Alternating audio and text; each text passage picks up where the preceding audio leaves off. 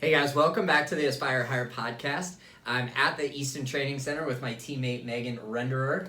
How are you today? I'm great, thanks. How are you? Good. We just finished training. Yeah. How was it sparring with like an inexperienced blue belt like me?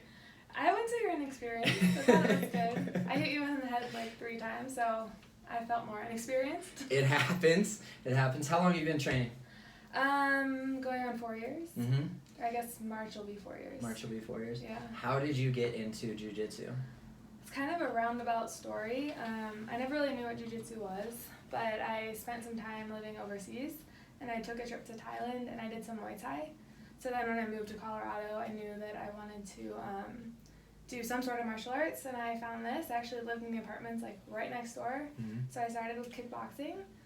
And then I'm a poor college student, so I needed a job, and there was an opening at the front desk, so I started working, and that's when I just decided to give it a shot, not knowing at all what it was, and the rest is history. So you started with kickboxing, and you were observing your teammates performing jiu-jitsu, got some curiosity about it. Yeah. And then, is it self-defense the reason that you were attracted to it, or is it more of the competition and the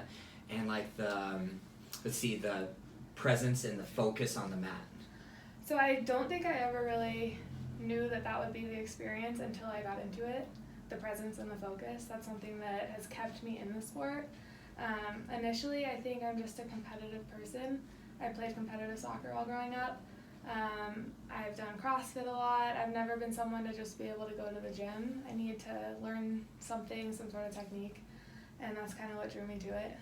Yeah. And this is a lifelong sport. Like, we'll never master it. Exactly, yeah. And for yourself, like a college student, you're not just an undergrad. You have your master's, and you're going for your doctorate at DU. Yep. Why? Like, first of all, what's your degree? And then why on earth would you consider going straight through to your doctorate? I don't know. I ask myself that every day, honestly. So the way I got into psychology, I felt like I just kind of fell into it. It was always very interesting for me. My dad he retired from the Army, so he was Special Forces. And I just always had a curiosity about what makes people able to perform under extreme amounts of pressure. And my dad is a helicopter pilot, and I mean, he flew in like Somalia. He's experienced a lot of combat, and I just have always been very curious about how can someone perform under pressure. And I was never good at it, and so I think that perked my curiosity more. So that got me into psychology, and I ended up meeting someone who's a sports psychologist with the Navy SEALs. And I had lunch with her one day. She basically told me what she does. I'm like, that sounds so cool. So I ended up applying to sports psychology programs, and that's what brought me to Denver and DU. But then at the end of my master's, I realized, because a big part of also what I wanted to understand was like post-traumatic stress, because I kind of have seen how that can like plague a whole family. So I was thinking resiliency was the answer. And then I realized that things are a lot more complicated than they seem at first. So that's what made me keep going to get my doctorate in clinical psychology. Okay. What's your end goal with that? I don't know. Well, we'll see. The first time I asked you that question, you said that you wanted to work with like admissions into the military and like pre-screening and... So for me, the kind of taking those two worlds, the clinical world and then the sports psychology performance world, and combining them, I think it would be really cool to work in selection. So using psychometric testing and assessments and clinical interviews to just understand someone and figure out if they're going to be a good fit for this job. So I think special forces would be cool, other high-risk occupations. It takes a certain type of person, it takes a certain type of training, it takes a certain type of person to endure that training. And I think it would be really cool to be able to be a part of that process. Awesome. That's a pretty strong purpose. Now, understanding basic psychology and then sports psychology through your master's and now getting your doctorate, what do you find the presence and the focus on the mat? Maybe you could tie it into resiliency. Maybe you could tie it into treatment for post-traumatic stress disorder. What is it that you experience on the mat with your clinical knowledge and the knowledge of the sport? So much. Same here, yeah. I feel like every day on the mat I'm learning something new about myself, about how I can deal with things. I would say, just speaking from my own experience, and I think everybody has their own experience on the mat, and that's what makes it so beautiful. I mean, I used to have like panic attacks, and I hadn't had panic attacks in forever, but under the weight of a really strong person that's like almost double your weight, I would just kind of start to panic, and that gets in the way. When you panic, you freeze, you can't think, you can't problem solve, you can't make decisions. And I learned that I just had to accept the discomfort that was the heavy weight on your chest. I had to accept that I was in a bad position in order to make room to then decide where to go next. And so in that acceptance, there's a lot of freedom to make choice. And I think that Jiu-Jitsu is a microcosm for life. Like that's what we experience every day outside of here. The difference is that in here you have your community and your people supporting you. Sorry, my phone's been on. You want to silent here? Yeah. I told myself to do that before we did this. Oh, it's funny, it's my dad. Oh, yeah? My brother's at basic training. Awesome. Yeah. So acceptance of the position, acceptance of the weight, and it's a microcosm for everything else outside of jiu-jitsu. Yeah, like this is a place where every single day we can fail among other people that are also experiencing their own type of failure. And we're also then being supported. You can tap out. You can experiment. You can problem solve. You can figure out what's working and what's not working. And I think that's what jiu-jitsu is. It's just a sport of pragmatism. Is this working? Is it not?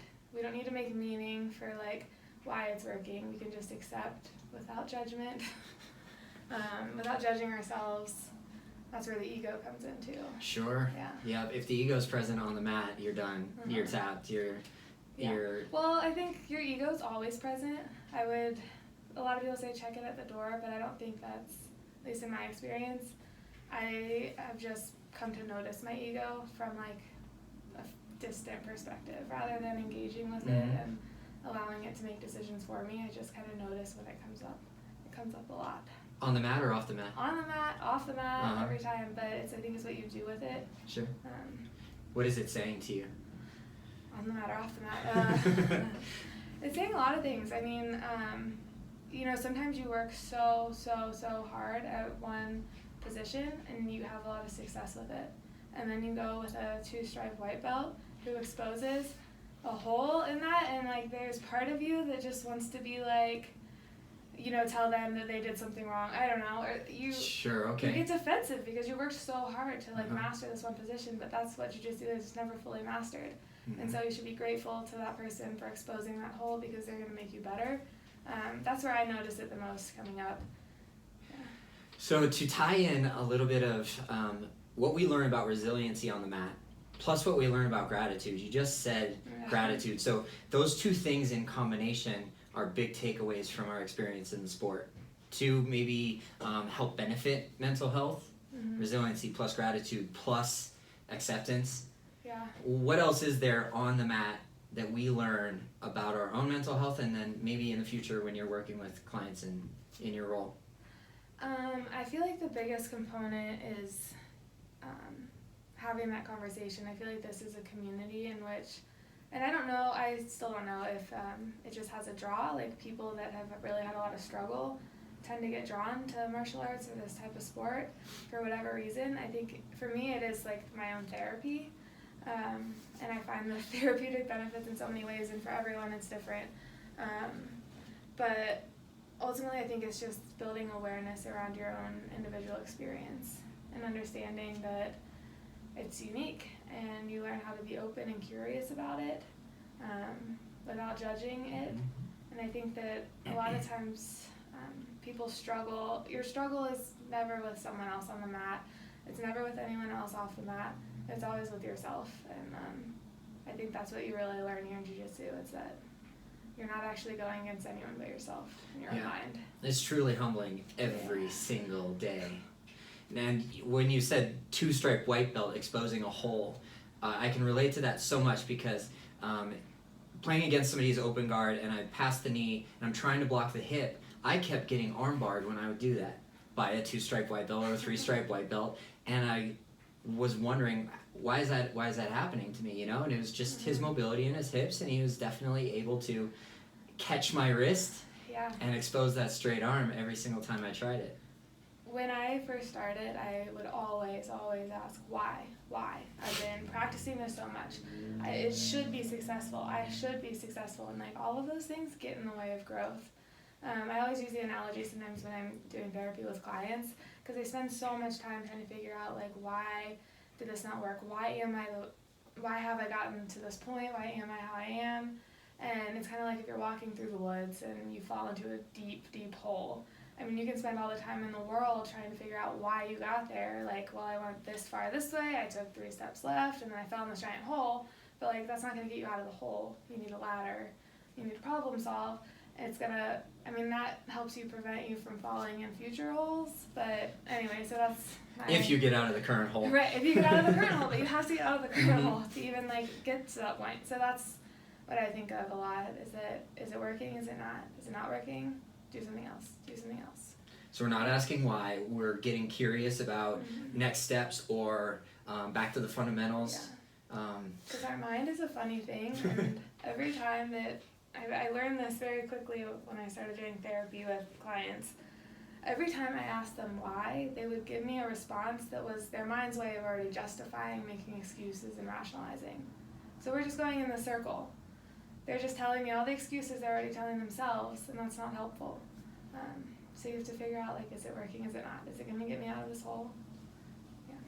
So you began working at the front desk, and you told me the other day that maybe you're transitioning into another role. Are you going to start coaching? Is that what you want to do? I would like to start coaching.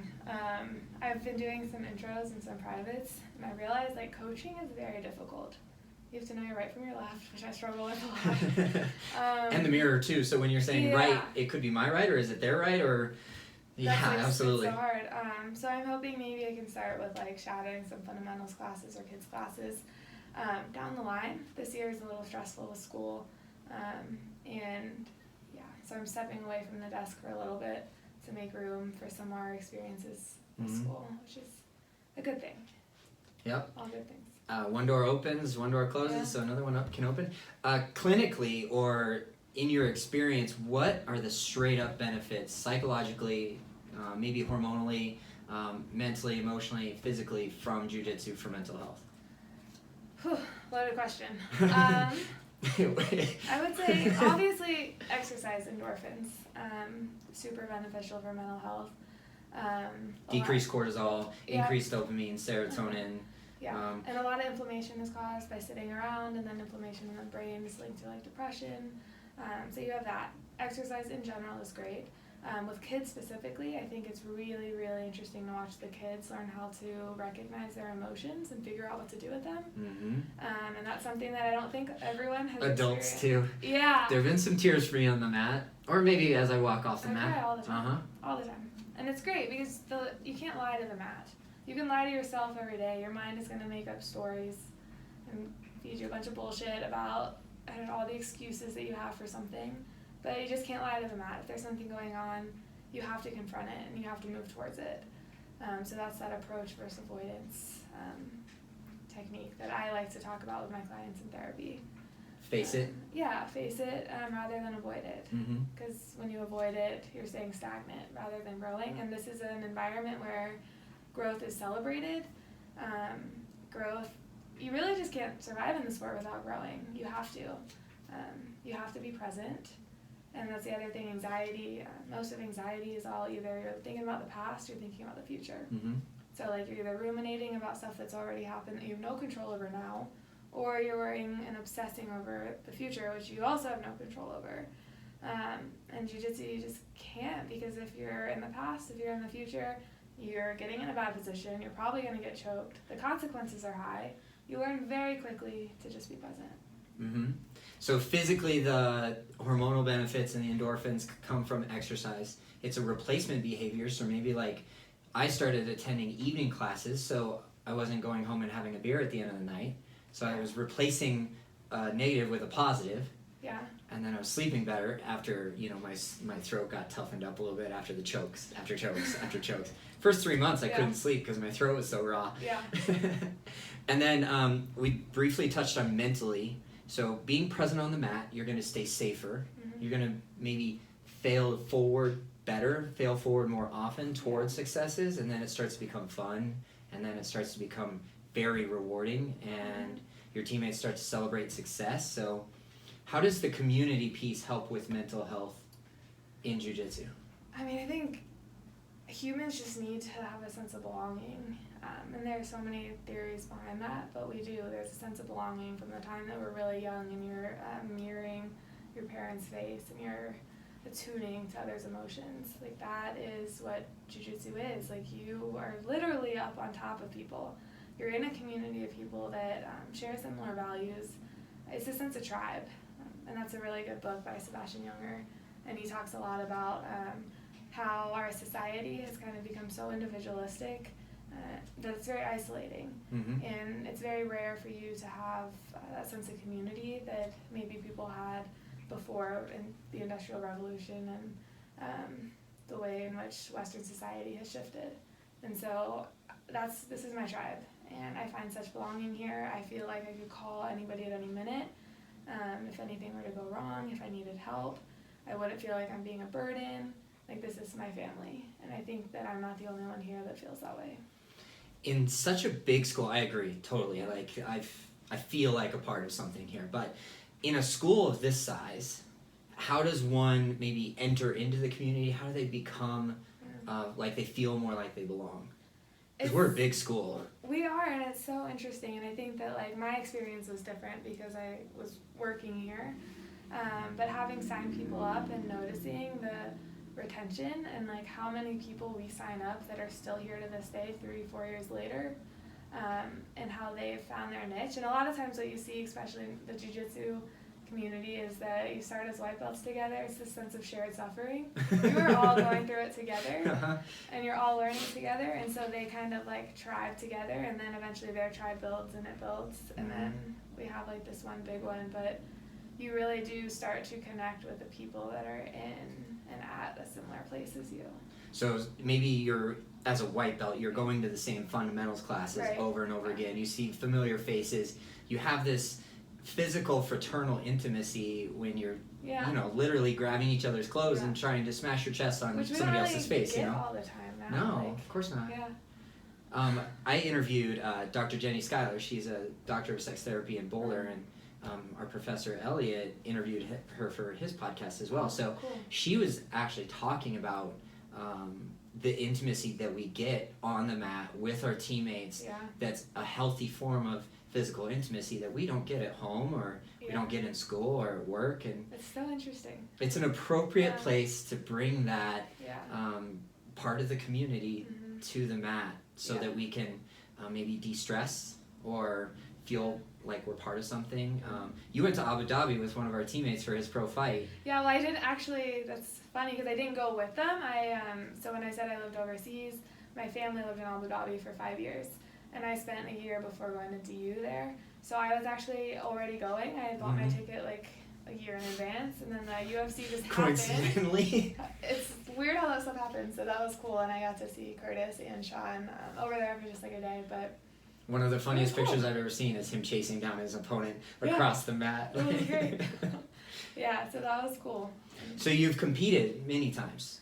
Yeah. What took you from just trying the sport for so many different reasons into competition? It terrifies me. I absolutely hate it.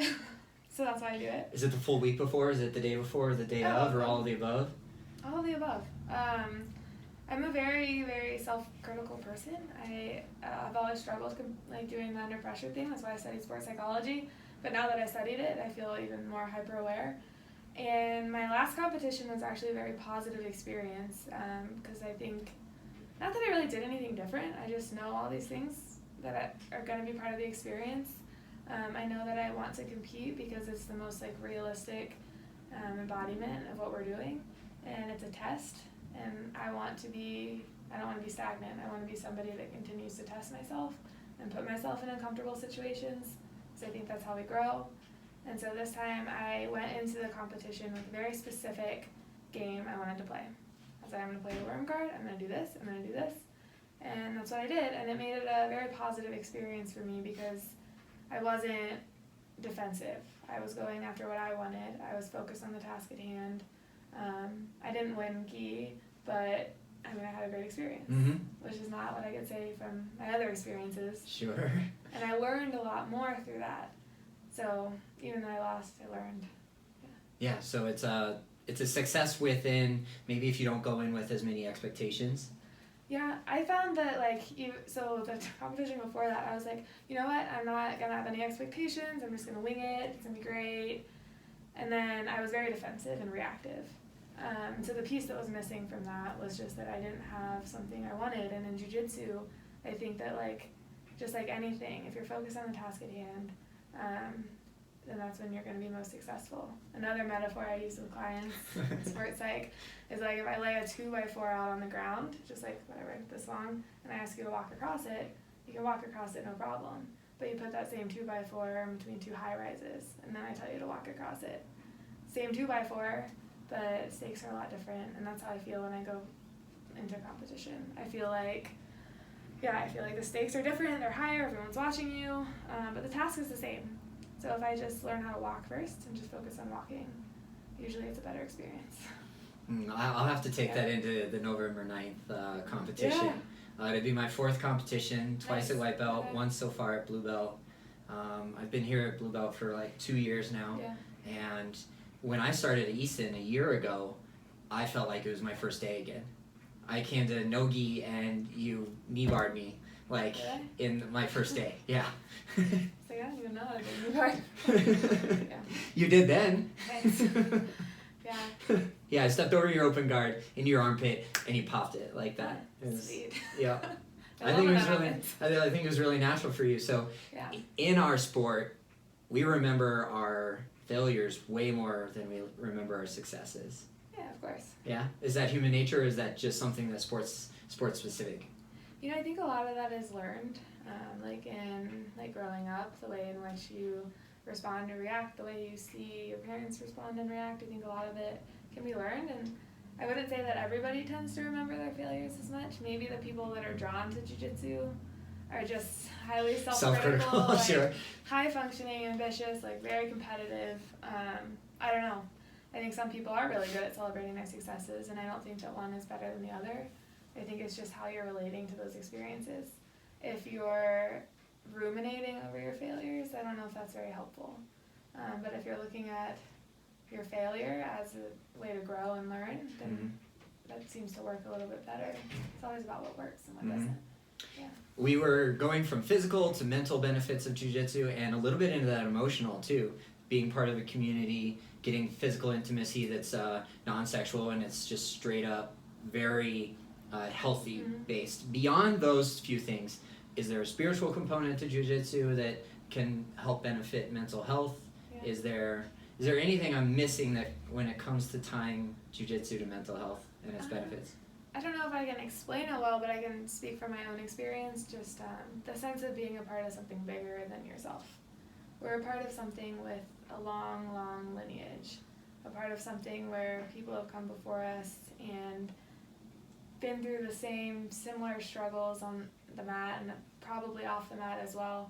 And so there's just this sense of being a part of something that's bigger than yourself and being a part of a community that is also embodying those values that I think for me has a spiritual component, and I think that everybody has their own unique thing. And yeah, there's something about taking the focus outside of yourself into something much larger that I think has numerous amounts of benefits. I can't even articulate, but I think that's really very well said. Yeah. For me, the spiritual component comes back to being absolutely present on the mat. Yeah. If my mind is anywhere else, if it's on my work day, if it's on my work day tomorrow, if it's on the last time I came into class and I didn't have the experience that I wanted to, if I'm not present in that moment, I will get hurt, I will get beat, I will not enjoy it today like I did last week. And for me, the spiritual component comes when I'm in the zone, like tunnel focus. And in sports psychology, there's actually studies on the zone. Yeah, the zone of like the zone of genius is you can take that into your day to day, but as an athlete, getting into the zone. So that's something that I have learned a lot about, and Jiu-Jitsu is something that really, you learn that very early on. You learn what the zone feels like. The thing is that a lot of athletes sometimes experience that, and then that's their point that they have to reach. And so now it's become an outcome. So now if at any point they aren't there, they don't feel that like sense of being in the zone, then like they're not going to do well. There's a whole theory called individual zone of optimal performance, where you kind of recognize where your zone of optimal performance is, and then you just try to reenact it every single time and get there. But then what happens if you don't get there? So like I am more in line with, some days you're going to show up and it's going to be harder than other days. Some days you're going to show up and have 70%, but if you can give 100% of your 70%, good. And just to be more flexible in how you react to that. And like obviously like getting to that point where you're laser focused and your tunnel vision, that's great. And also understanding that that's not always going to be the case. Like everyone has a life outside of here. I think it's all about being more flexible in how you respond, and then more compassionate with yourself.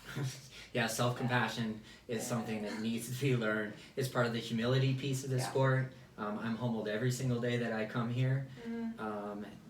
When I came to this school from another, I noticed right away the level of competition was much higher than I was experiencing in the first 2 years. Yeah. And I got promoted with 2 other blue belts, and I did have that sense of community, maybe even 3 other blue belts, that we grew up together, we came up together, Mm-hmm. we were sparring together, and it was always trading wins, it was always trading losses, and trading information too. Yeah. And now one of those blue belts is here with me as a teammate, and he's accelerated, gone far beyond where we were at on that blue belt promotion day. Yeah. And that community piece is very important to me. Mm-hmm. If there's one takeaway, or if there's one piece of advice for somebody who's stuck, who's plateaued in the sport, first of all, have you ever experienced a plateau? Oh. And 2, as with your background, what do you give as advice to get out of the plateau? Patience. I mean, I think that we look at plateaus like they'll never end, but the truth is Jiu-Jitsu is a roller coaster. For every high, there's going to be a low. For every low, there's going to be a high. So every time that you feel like nothing's working, that's the time when you're about to shoot up and grow. And it's like 2 steps forward, 1 step back constantly. And that plateau can feel like it lasts for ages. Months at a time. Mm-hmm. Yeah, but like just figure out is the way in which you're relating to this experience in this plateau helpful or not helpful? Is it going to help you get better or not? And sometimes when we plateau, I think a lot of it is that we're so focused on some expectation that we should be here. I don't know, maybe your friends are getting promoted before you and you've been training the same amount of time, whatever. All of those that dialogue that are in those stories our minds tell us aren't always the most helpful, and I think that they just perpetuate that plateau even more. So focusing on one thing, just pick one thing. I'm going to get better at this one thing, and that's it. I'm going to drill this 100 times. Mm-hmm. Do you recommend focusing on things that you're already good at, or is it learning something new? I think it's, the way in which Elliot's been coaching, that flow, that sense of building upon what you're already doing. So using the times that you're training to figure out what's working and what's not, and then just building on your game. It's about being proactive. It's about figuring out what works for you, and then building on it. If you like sleeping collar, if you like de leva, do it. If you're working a berimbolo, just do it. Just drill it over and over and over. And I think that a lot of times we think too much, and we get way ahead of ourselves, and we watch YouTube videos of things we think we should be doing, but none of it actually links together. Mm-hmm. But it's amazing how when you just start to get your feet moving, you get out of the plateau. Yeah, I don't oftentimes watch Jiu-Jitsu YouTube. My roommate does. Okay. I introduced him to Easton, and now he's obsessed, and it's been 7 or 8 months now, and he's like super pumped to be a 2 or 3 stripe white belt, and just couldn't be prouder of the guy. But he's watching YouTube videos all the time, and I've never been in that practice. And yes, it could be to my detriment, but I was watching one the other day just briefly, and he's bringing in a concept of levers. Like, to me, outside looking in, if I was viewing that without a whole lot of knowledge about the sport, I would be ultimately confused. Yeah. Like, there's a lot of paralysis by analysis there. And it would be hard for me to apply a system of levers on the shoulder joint when I'm sparring with a teammate. Yeah. In your experience and your education, where does paralysis of analysis come into that plateau, and how do we avoid over-educating ourselves? Just don't over-educate yourself. I experienced, so that's one of the reasons I got into sports psych, is I was constantly like overthinking things. And sometimes when we spend so much time cognitively trying to wrap our head around something, it gets in the way of just doing it. Like, speak less, do more. I'm a big adamant fan of just like, be more quiet, feel it, experience it. My like theoretical orientation to psychology, and this is a whole other thing, but it's associated around a lot of like functional behaviorism. So like, words for things are more of an indirect avenue toward the actual experience. So every time that we're cognitively trying to wrap our head around something, we're just indirectly experiencing it. Whereas when you just do it, you're experiencing it. That's the experience, and that's what kind of resonates more. Obviously, I think there's a place for human language. There's a utility for it. We need it. There's a place for understanding, but it's a threshold. And I think that when we get past that, we get to a point where now all of a sudden we're sitting here and talking for an hour and not actually doing anything. Right. Notice we're not talking a lot about technique here in our conversation today, because it doesn't apply here. Like, we could talk about technique all day and it wouldn't resonate with somebody who's just sitting here listening to it. Right. And I think that like what you see a lot with people who are just starting the sport who haven't quite grasped it, and there's obviously like so many things they don't know and so many missing pieces. Like the dialogue still at our level too. Yeah, still.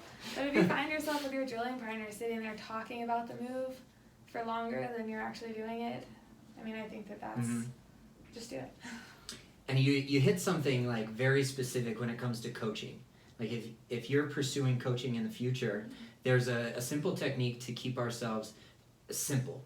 Like, when we're teaching a jiu-jitsu or a weightlifting move, in my experience of coaching, 2 to 3 cues per technique is all you need to give the students. Yeah. If you've listened to an instructor narrate, from step 1 to step 14 in a very complicated move, you were talking about Barambola, right? Right. Like, if you narrated every step along the way, you would over-educate your students. Yeah, and over-education just gets in the way sometimes. Absolutely, because you get up in your head and you're like, what was step 6 again? No, screw it. Just practice until you... Yeah. Weightlifting was a great introduction to personal growth for me, but it was also a great introduction to nail the first step and then move on to second step, third step, fourth step. Yeah. And those building blocks that Elliot is teaching us now to create a more empowered community. Yeah. 1 for competition, and 2 for just the health of our community here. Yeah, I remember my dad used to talk about this because he worked selection. Once he kind of got out, he was working selection for his unit, and he would talk about how they had to pick people that were like smart but not too smart to the point where they'd have the paralysis by analysis.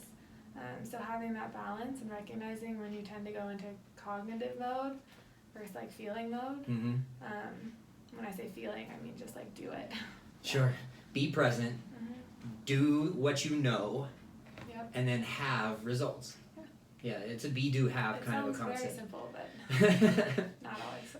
I would think that it's a frustrating experience in the first year of jiu-jitsu, where you're like, I'm here, I've been training for so long, I just can't finish with the armbar yet. Well, of course, I mean, like, you need experience plus education plus classes under your belt, and then eventually when you progress in your own skill, then things get even tighter, and that armbar gets easier, and then you can move to another armbar, or switch from triangle to armbar to any other number of combinations. I think the thing that gets in the way is when you spend so much time telling yourself, I've been training for this long, I should have this by now, and I don't, like, what's wrong with me, why are other people getting it? Comparisons are futile. It also takes away a lot of the joy out of the process. Yeah. When we're comparing ourselves. I had an intern at FitLife for a long time. He was a Metro State student. He's a black belt in Jiu-Jitsu. He came to me because we had things in common. He taught me about Jiu-Jitsu. I taught him about weightlifting, and he says, Dave, the belt will find you. Yeah. That belt promotion. You're a blue belt long before you're promoted. Or you're a purple belt long before you're promoted. Yeah. You have to focus on the process. The outcome takes care of itself. That's exactly correct. Yeah. So taking Jiu-Jitsu principles, like we've talked about today, off the mat. For me, everything outside of Jiu-Jitsu is so much easier. Yeah. Like no road rage. You hear that from everybody. That's funny. I still have it sometimes. You do? Colorado drivers are terrible, but... You're a Colorado driver now. Well, it's not that I don't have the road rage. I just don't do anything in response. I feel angry, but physically. I don't. Yeah, I can feel angry, and I don't have to respond in an angry way. You're feeling your emotions. You're tuning into those emotions because emotions are there. Yeah. They're neither good. They're neither bad. They're simply just there. Address them. Move on. Yeah, I would agree with that. I think that the more energy we try to change our thoughts and change our emotions, first of all, it's not going to happen. But our behaviors, that's what we have control over. And our attitude. Yeah. And whether we show up or go home. Yeah. Literally every time I hear my mind tell me, oh, you're tired, you had such a long day, you don't need to train. I'm like, I have to train now. Now I have to train. That's the ego showing up, trying to convince you otherwise. Yeah. Yeah. Let's see. For me, Jiu-Jitsu makes everything easier off the mat because when I start to get irritable and I start to get anxious in my day-to-day life, I try to understand why that is. I face it, and I'm like, you know what? It's because I haven't trained in 3 days. Yeah, I noticed that too. Why haven't you trained in 3 days, Dave? It's because I think I'm too busy or I'm overconsumed with my own personal life, my professional life, my family life. My 17-year-old daughter is the reason why I'm in Jiu-Jitsu. I watched her spar for 2 years, going with her stepdad, who's now a black belt, and if she can do it, I can do it. Yeah. I think you make time for what's important.